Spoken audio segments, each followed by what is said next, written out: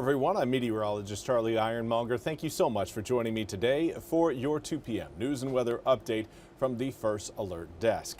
Now we've got some news to bring to you out of Snow Hill, where town commissioners have now reversed course on their decision regarding their police department.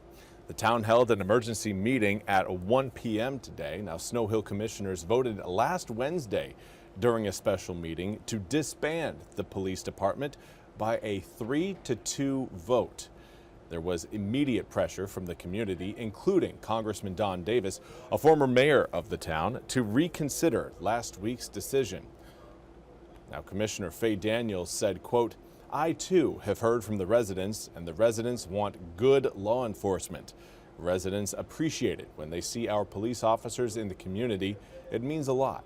They have told me they want more coverage, transparency, and accountability," end quote. Now, the town was going to contract the Greene County Sheriff's Office for police coverage. That was the only item on the agenda, and the commissioners did not go into details on what budget changes would be needed to keep the department active. Again, we'll get more details as they are released later, hopefully later on today.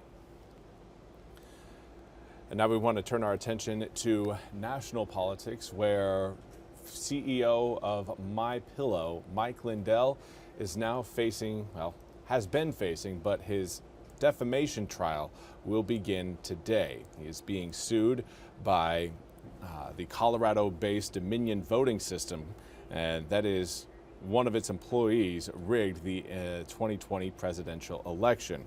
Eric Coomer, a former executive with Dominion Voting Systems, sued Lindell for defamation in 2022.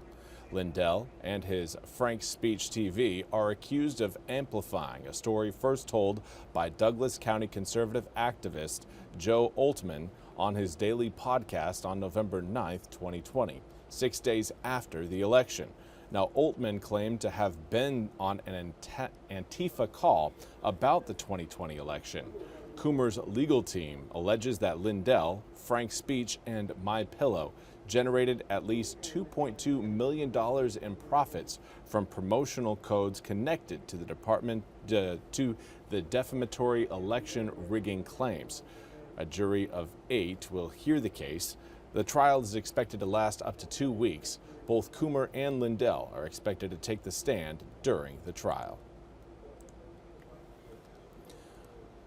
And now we turn our attention to your weather forecast. We're again looking a little hazy out there. We're getting some smoke off the Canadian wildfires thanks to the presence of a high pressure system over the southeastern United States, particularly off to our west, and then an area of low pressure up to our north. That's essentially creating a wind channel between us and those fires that is leading to a lot of that smoke coming down across the Great Lakes and into the mid-Atlantic region of the U.S. Right now, visible satellite not really picking up on a lot of that fine smoke particulate, but if you look out the door or out your window right now, or open your door and look out it, you may end up seeing a little bit of that haze. The blue skies aren't quite as blue as they should be today, and that again goes back to that haze over, well, that haze due to the Canadian wildfires. This is the view through our Grifton cam, and again highlighting just it's not the same sort of blue sunny skies you would expect to see on a sunny day. 77 degrees in Grifton comes with a 54-degree dew point, making it feel just a touch warmer. North-northwesterly wind at 9 miles per hour, a little bit stronger than what we're finding along the Neuse River, but direction again remains consistent. 79 degrees in New Bern right now, feels like 80, and it does come with a light breeze out of the north-northwest. Now here's kind of a big picture look at that setup. There you can see that high pressure system off to the west and a low pressure system up to the north, again creating that channel for a lot of the smoke generated from those fires north of Winnipeg to come down across the Dakotas, across Minnesota, Wisconsin, and then down pretty much over the Ohio River Valley from Indiana, Michigan, Ohio, down into Kentucky, West Virginia, Virginia, and into the Carolinas.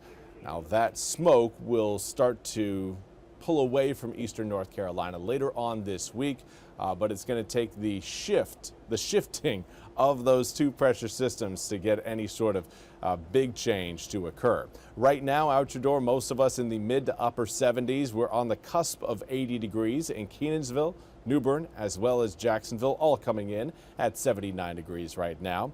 Dew points high for those of you watching along the Crystal Coast. That should be expected. Usually whenever we're talking about humidity, you will find higher humidity closer to the water, but a northerly to northwesterly wind doing a great job of keeping that humidity relatively low will help push air temperatures down into the mid 50s coming up tonight into tomorrow morning, creating very comfortable conditions to start out the day tomorrow. But for this afternoon, again, low 80s planned through the next couple hours. A few of us are getting close. I think we'll have a better opportunity of seeing more of the 80s as we head towards really 4 or 5, and by 6 p.m. we'll start to cool back down again. 77 by 7, 67 by 9, 63 by 11. That will turn to the mid to upper 50s by 7 and 8 a.m. early tomorrow morning. But a calm breeze again is going to kind of keep conditions very similar to today. We won't see the same sort of, I would say, presence of humidity reducing winds. In fact, the southeasterly winds we're going to see coming up for tomorrow will gradually start to increase humidity as we head through tomorrow evening into your Wednesday and then Thursday. By Friday, you're really going to notice the return of that humidity. But over the next few nights, again, air temperatures are going to be dropping down into the 60s and even the 50s. Cloud cover, not really a big concern over the next few days. We'll see more cloud cover and a better chance of some thunderstorms coming up late in the week, possibly Thursday, but more likely Friday, Saturday, and Sunday.